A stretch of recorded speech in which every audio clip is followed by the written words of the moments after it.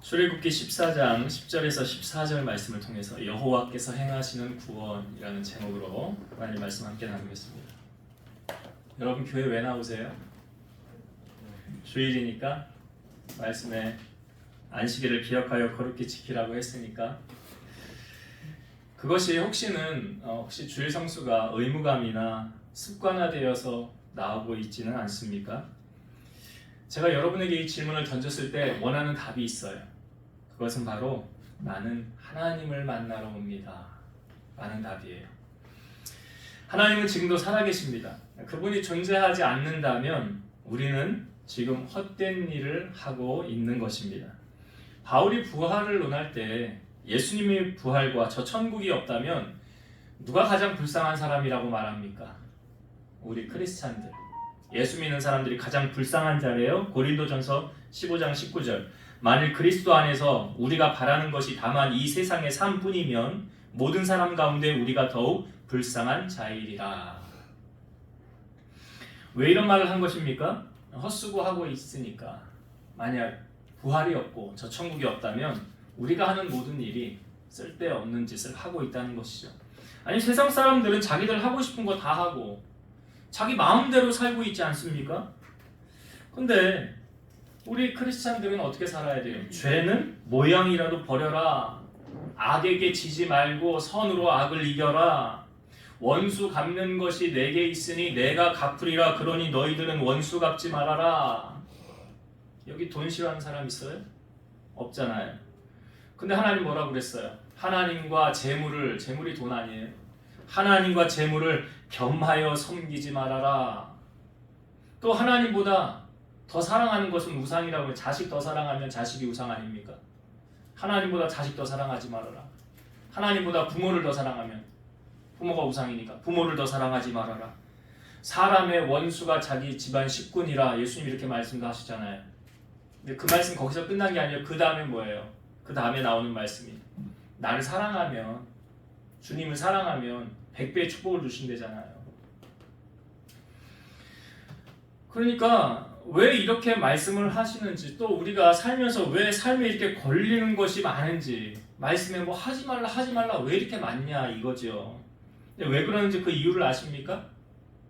왜 성경에 그런 말씀이 존재하는지 그 이유를 아시냐고요. 여러분, 우리가 세상을 가까이 하면 상대적으로 하나님하고는 가까워져요, 멀어져요? 멀어지는 거예요. 반비례로 가는 거예요. 세상이 가까우면 가까울수록 하나님과 지금 나는 멀어지고 있다는 거예요. 그러면 하나님과 친밀해지기 위해서는 어떻게 해야 됩니까?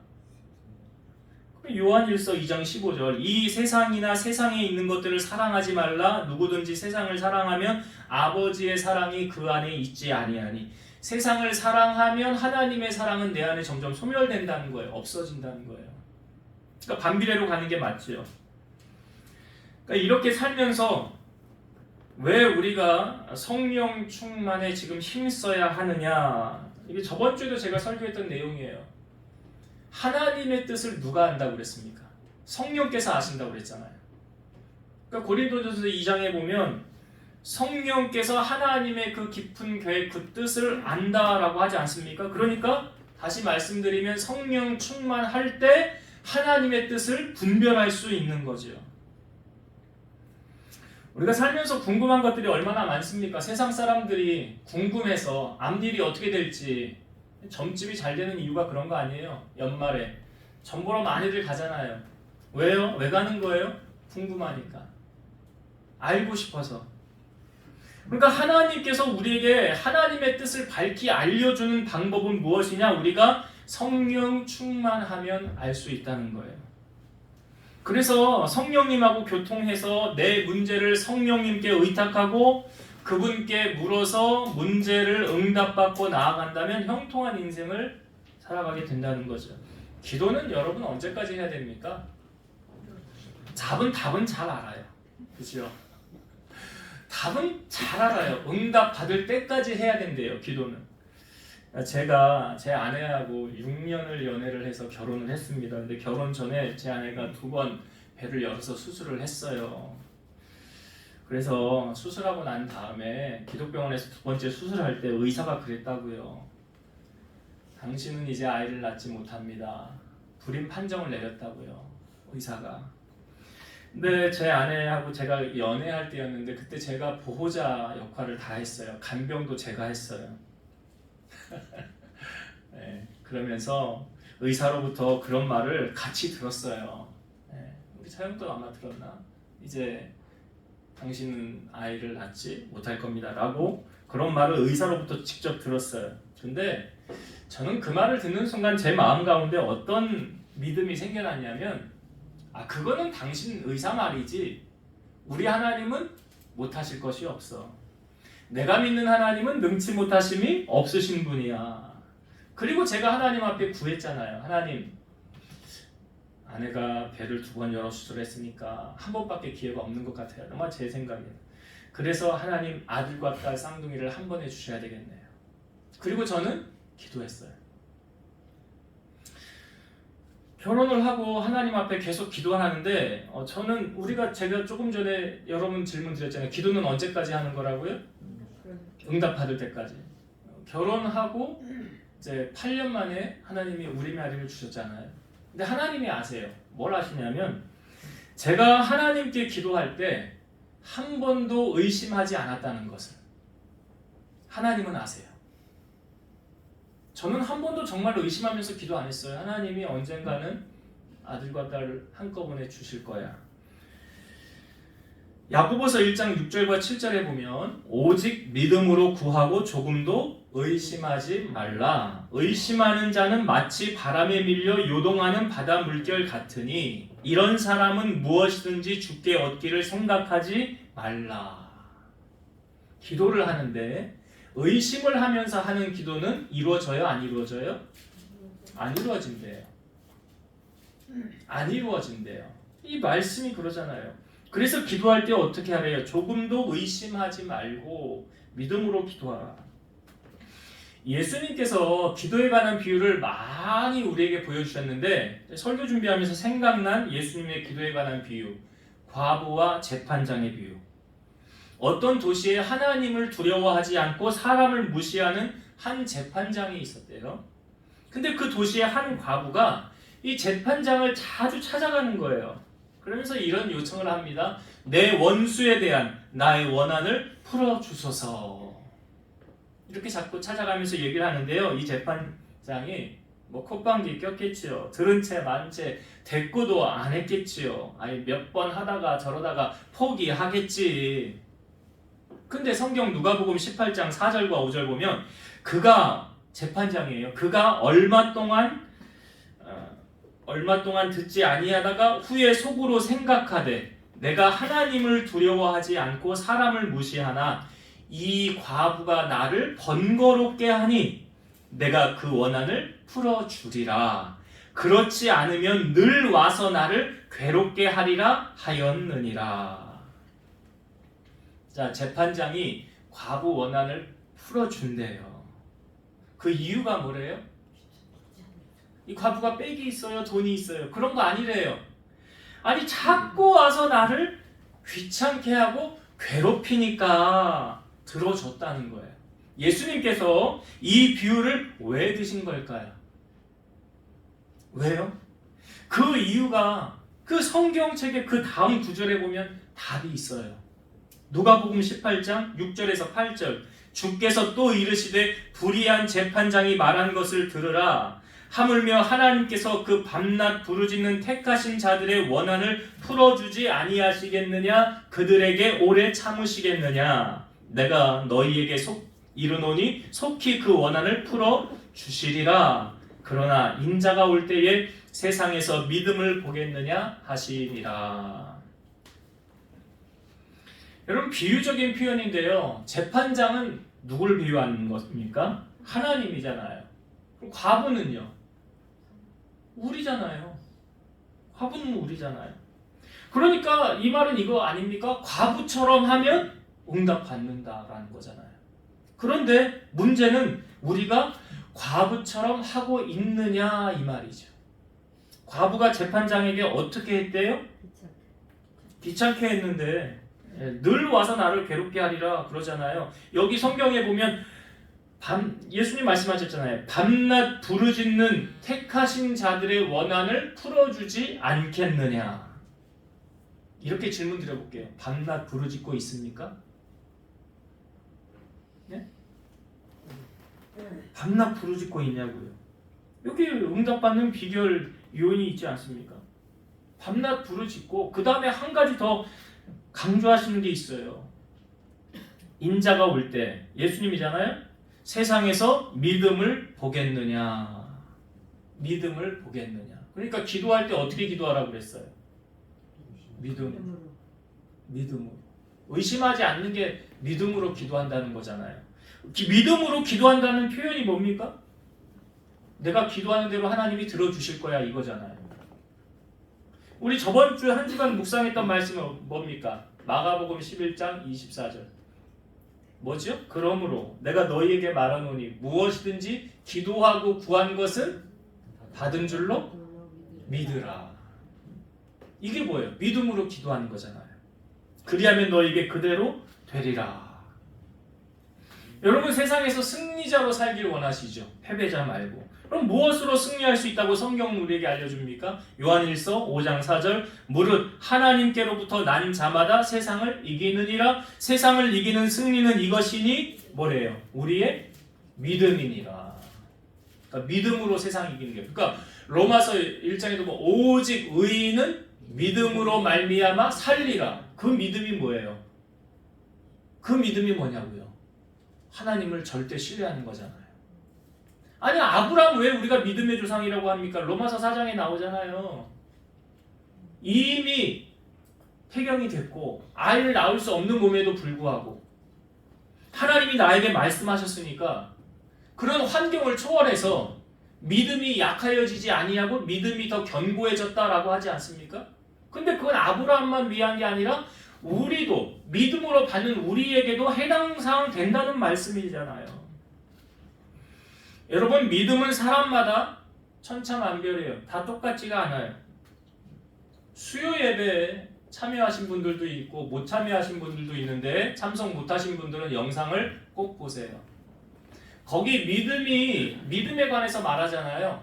그러니까 젖을 먹는 사람의 믿음과 밥을 먹는 사람의 믿음.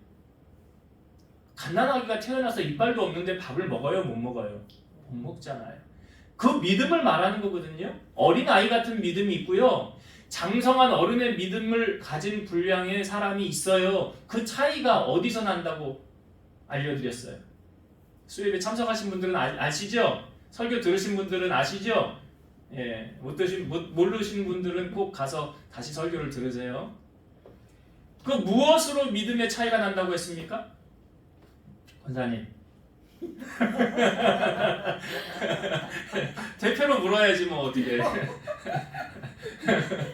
믿음이 없는 사람은 뭘 본다고 그랬어요? 세상 사람을 본다고 그랬잖아요. 믿음이 있는 사람은 뭘 본다고 그랬어요? 주님을 바라본다. 하나님 본다고 그랬잖아요. 그 차이라고 그랬잖아요.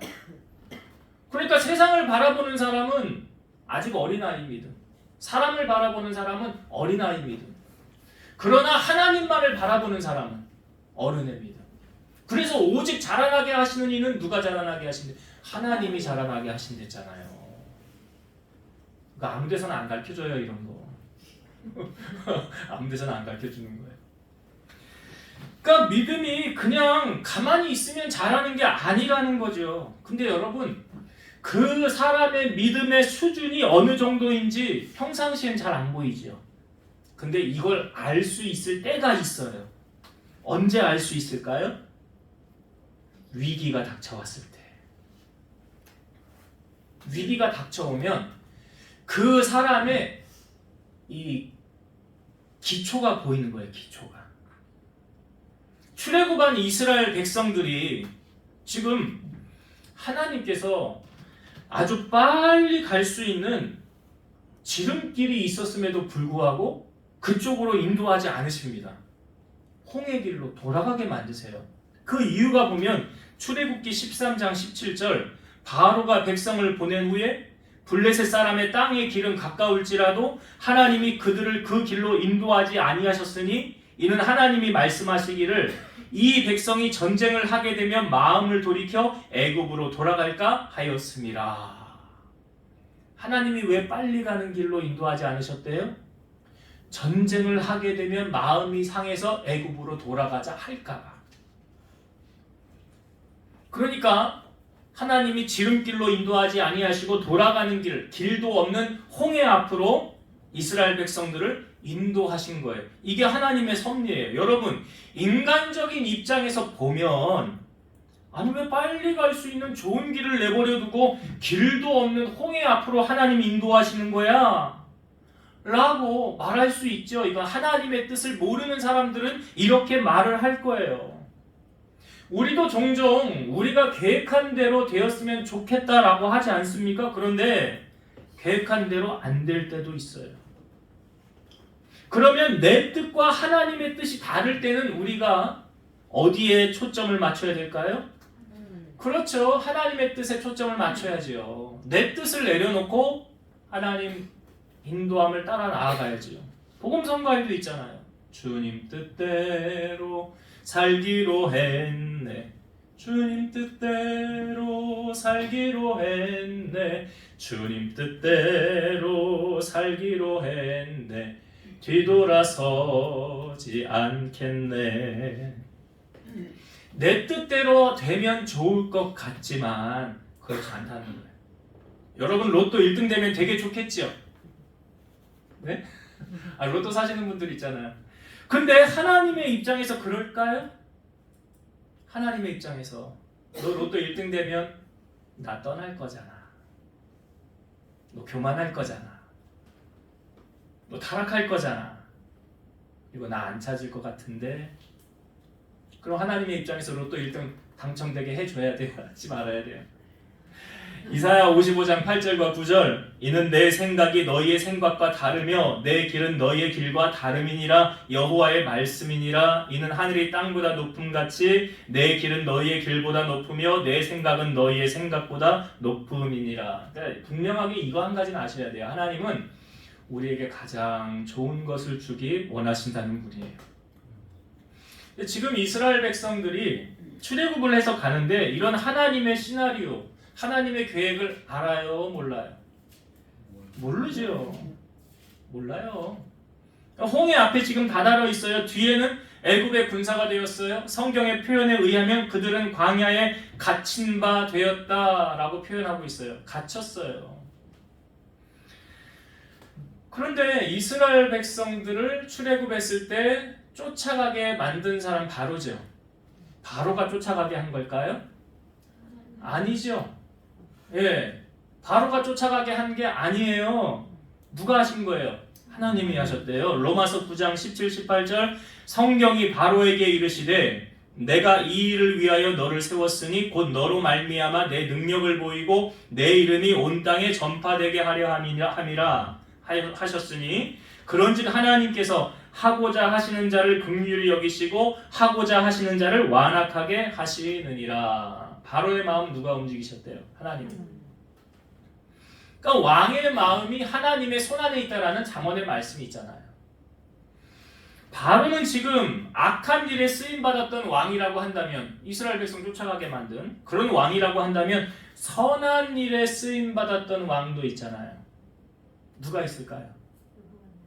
응? 느부갓네살? 느부갓네살 글쎄요. 느부갓네살이 선한 일에 쓰임 받았나? 글쎄 그건 좀 찾아봐야 되겠네. 네, 제가 정답으로 고른 사람은 느부갓네살이 아니고요. 이스라엘 백성들이 바벨론에서 70년 포로 생활 끝나고 다시 복귀할 때 그때 사용했던 왕이 누구예요? 역대하 36장 22, 23절 바사왕 고레스 원년에 여호와께서 예레미야의 입으로 하신 말씀을 이루시려고 여호와께서 바사의 고레스 왕의 마음을 감동시키심에 그가 온 나라에 공포도 하고 조소도 내려 이르되 바사왕 고레스가 이같이 말하노니 하늘의 신 여호와께서 세상 만국을 내게 주셨고 나에게 명령하여 유다 예루살렘의 성전을 건축하라 하셨나니 너희 중에 그의 백성된 자는 다 올라갈지어다 너희 하나님 여호와께서 함께 하시기를 원하노라 하였더라. 누구요? 고레스요. 고레스의 마음을 움직이셔서 너희들 다 가서 성전을 건축하라. 하나님이 나에게 감동을 주셨고 그 일을 명령하셨느니라. 하나님은 이처럼 하나님의 일을 이루어갈 사람을 찾고 그 사람을 통해서 일을 하고 계신다는 것이죠. 자, 이스라엘 백성들이 지금 하나님 계획 모른다고 그랬잖아요.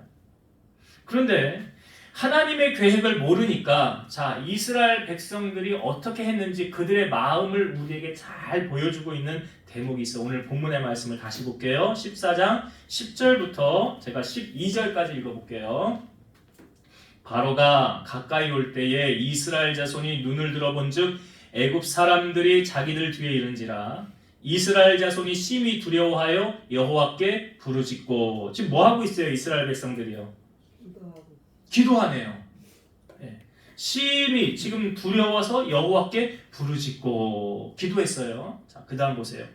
그들이 또 모세에게 이르되 애굽에 매장지가 없어서 당신이 우리를 이끌어내어 이 광야에서 죽게 하느냐? 어찌하여 당신이 우리를 애굽에서 이끌어내어 우리에게 이같이 하느냐? 우리가 애굽에서 당신에게 이른 말이 이것이 아니냐 이르기를 우리를 내버려 두라. 우리가 애굽 사람을 섬길 것이라 하지 아니하더냐? 애굽 사람을 섬기는 것이 광야에서 죽는 것보다 낫겠노라. 자, 이스라엘 백성들이 지금 위기가 오니까 뭐 했다고 그랬어요? 기도했다고 그랬죠. 자, 기도한 다음에 이들이 지금 어떻게 했어요? 모세에게 찾아가서 뭐라고 말합니까? 네? 그러네, 불평하고 있네. 기도하고 난 다음에 불평하고 있네. 그럼 기도가 응답이 됐을까요? 안 되죠. 잘하시네요. 응답이 안 돼요. 뭐라고 말합니까? 왜 이끌어내어서 이 광야에서 이미 죽었어요. 이들 말하는 거 보면 이미 죽었지요. 아니 광야에서 죽느니 차라리 애굽에서 종살이 하는 게 더 나을 뻔하지 않았냐라고 말하잖아요.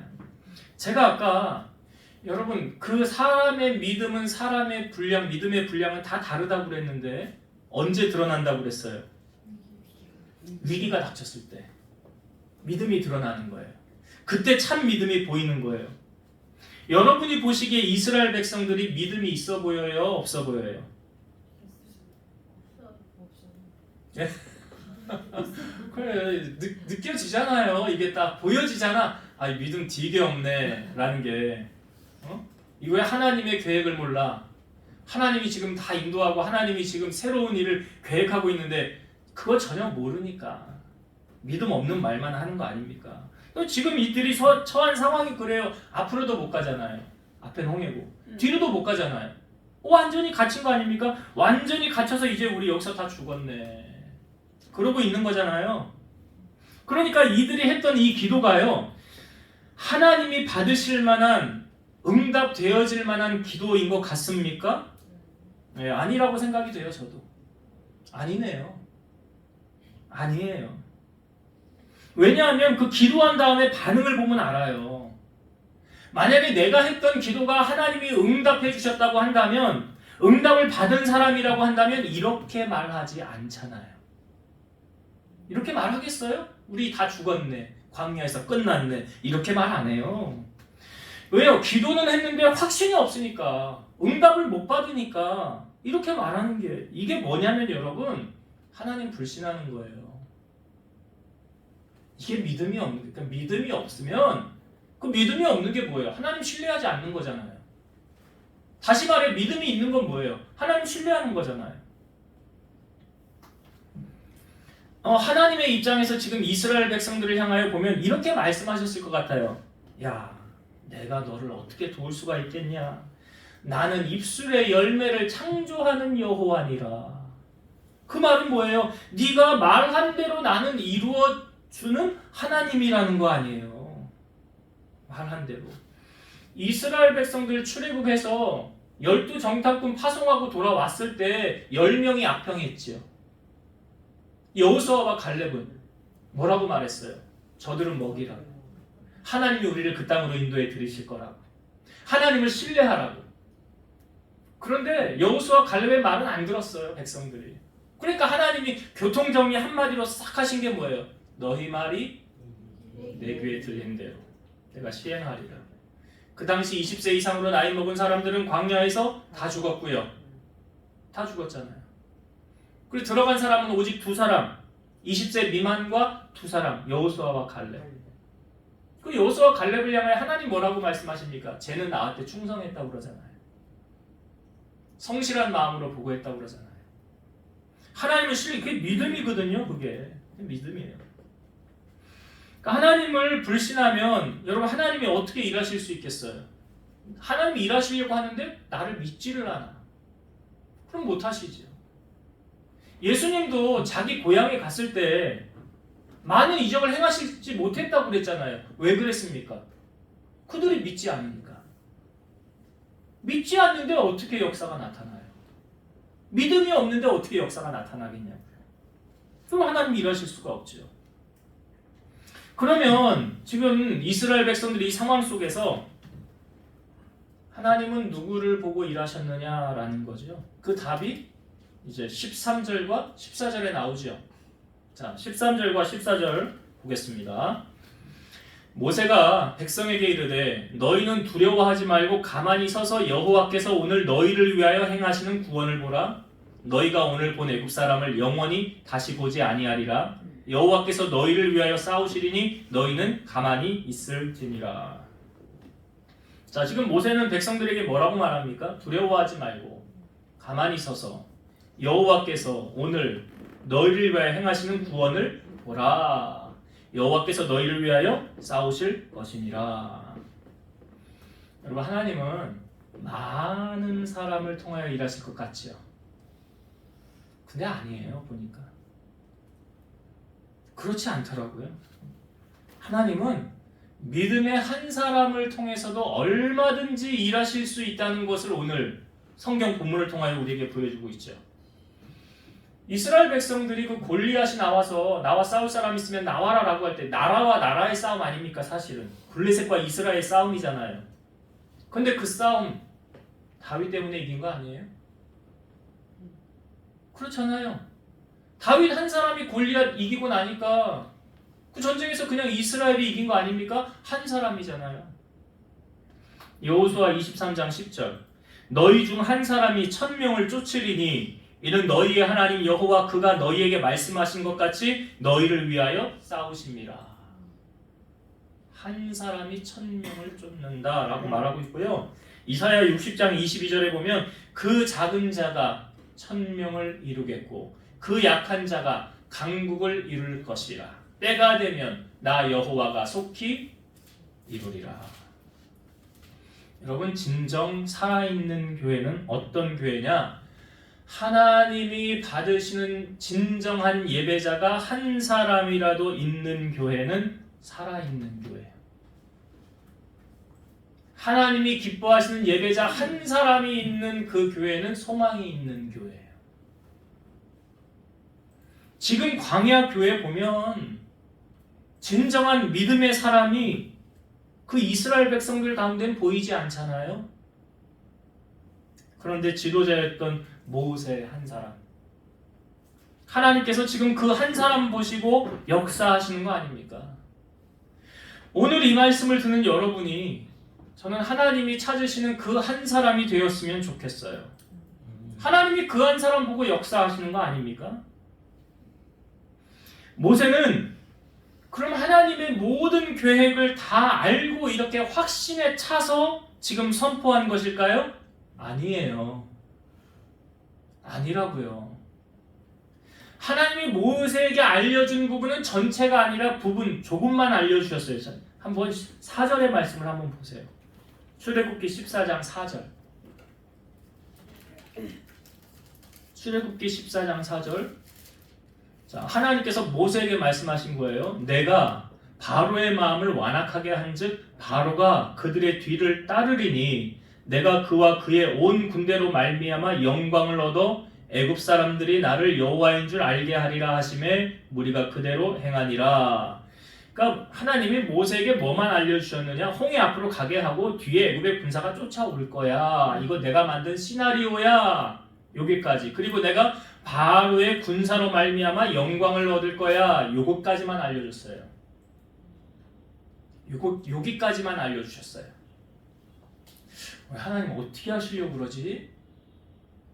우리 지금 홍해에 갇혔고 뒤에 애굽의 군사가 오는데 하나님 어떻게 일하시려고 그러지? 몰라요. 모르는 상태에서 모세가 이스라엘 백성들을 말하는 거예요. 두려워하지 말고 여호와께서 우리를 위하여 싸우실 것이니 너희는 여호와가 어떻게 행하시는지 봐라 라고 말한 거예요. 알고 말한 게 아니라고요. 모르는 상태에서 말한 거라고요. 그러니까 여러분 홍해가 갈라질 줄 모세가 알고 말한 거예요? 모르고 말한 거예요? 모르고 말한 거예요.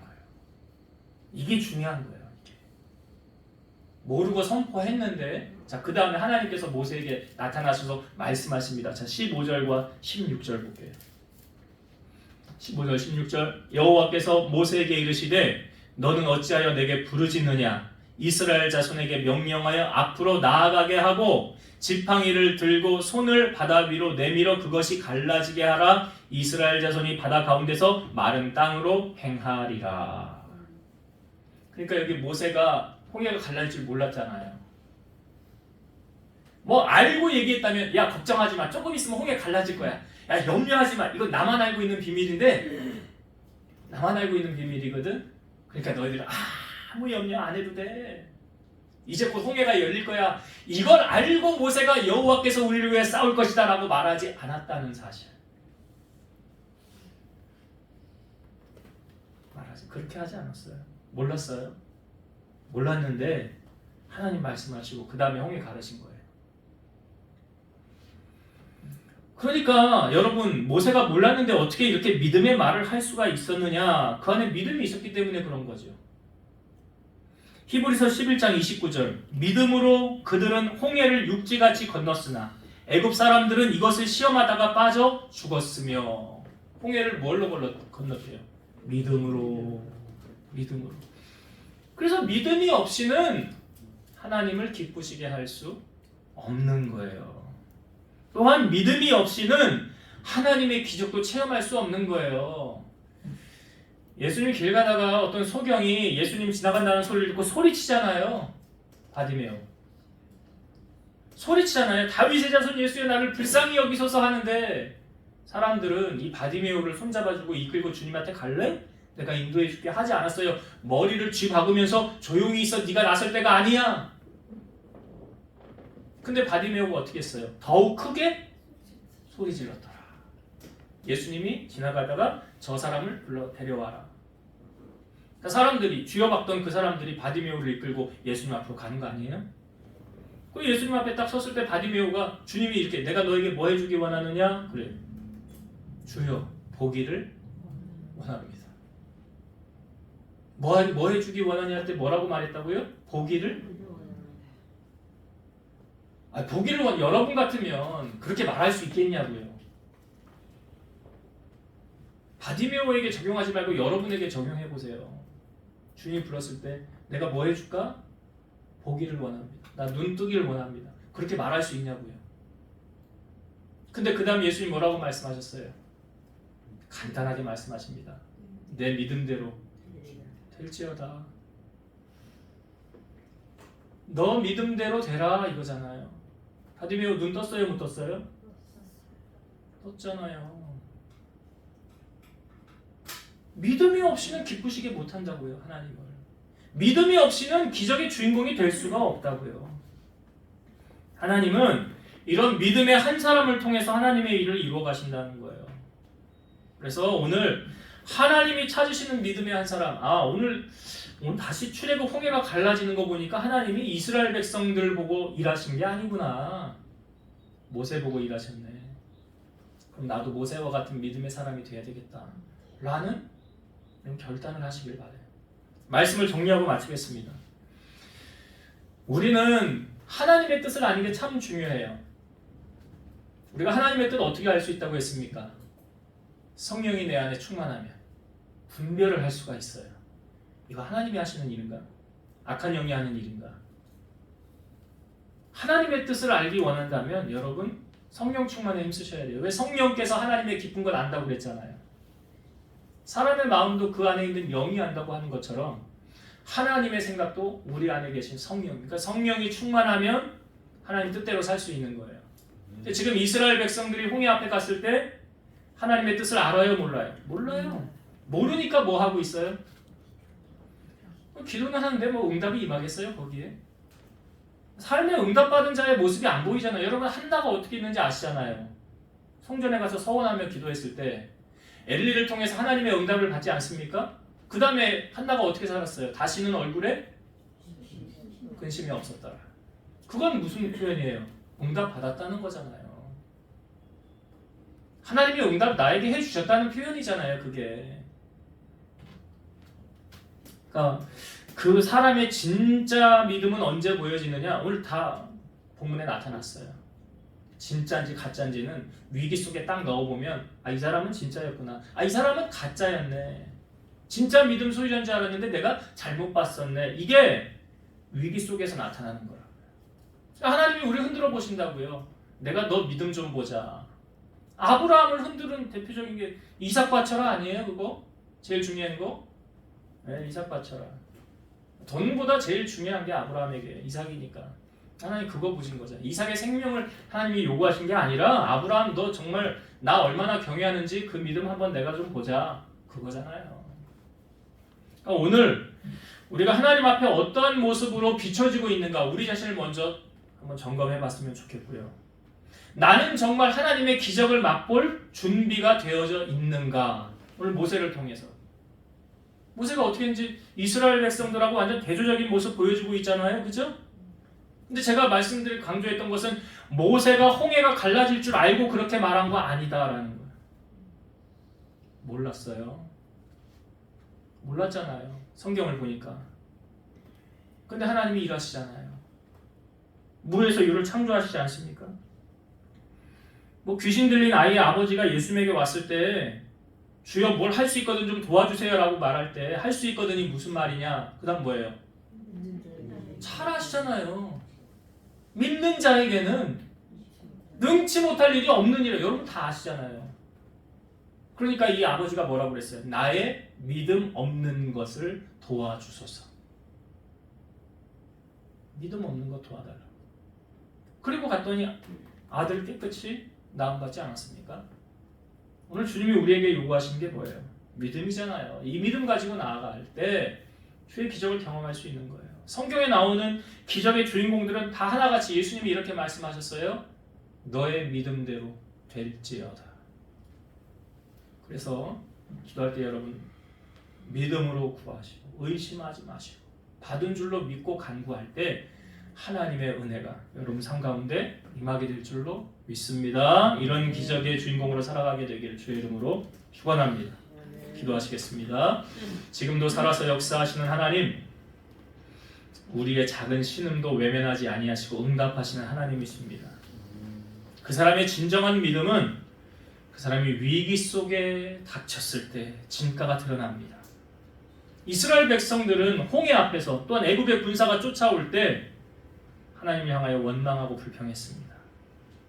그러나 모세는 여호와께서 우리를 위해 싸우실 것이라고, 하나님의 구원을 우리에게 보이실 것이라고 믿음으로 선포하였습니다.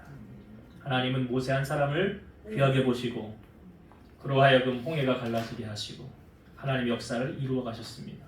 오늘 우리의 삶에 둘러싼 어떤 문제 안에 있다 할지라도, 풍전 등화와 같은 위기 속에 있다 할지라도 하나님을 신뢰하는 이 믿음이 우리에게 있다면 하나님은 놀라운 기적을 우리 가운데 베풀어 주실 줄로 믿사오니 이런 기적을 맛보고 살아가는 우리 성도들 다 되게 하여 주옵소서. 예수님 이름으로 기도드리옵나이다.